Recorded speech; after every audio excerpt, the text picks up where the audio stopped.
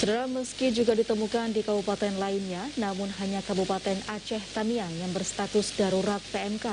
Dari populasi 44.495 ekor hewan ternak, 2.273 ekor diantaranya terpapar penyakit yang disebabkan virus tersebut.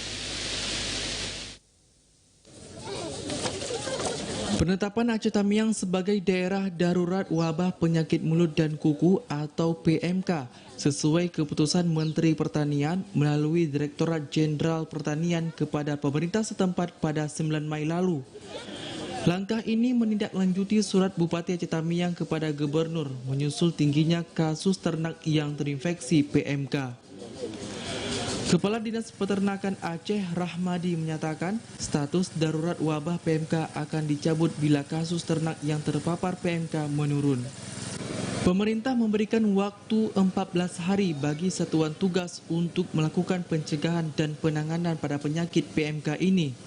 Hingga Jumat lalu, kasus ternak yang terpapar PMK di Provinsi Aceh dinilai cukup terkendali. Kondisi ini menyusul upaya pencegahan yang dilakukan Satuan Tugas Penanganan PMK yang dilibatkan. Hanya Kabupaten Tamiang, jadi tidak Aceh secara umum. Ini pun Pak Menteri memberi deadline pada kita dalam tempo 14 hari.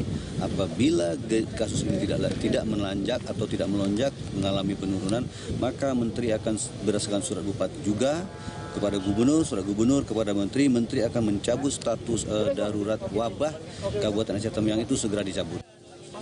Rahmadi menambahkan hingga Kamis lalu dari total 3.554 ternak yang terpapar PMK, 21 ekor diantaranya mati. Dari sejumlah tersebut 3 diantaranya dipotong paksa akibat kondisi ternak yang terus memburuk. Sementara itu dari 6 daerah di Aceh yang terdampak wabah PMK, Kabupaten Aceh Tamiang merupakan kabupaten dengan kasus PMK terbanyak atau menyerang 2.585 ekor ternak sapi. Selebihnya, kasus PMK menyerang 598 ternak di Langsa, 170 ekor di Aceh Timur, dan 106 ekor ternak di Kabupaten Biren. Dari Aceh Besar, Arman Konadi, TVRI melaporkan.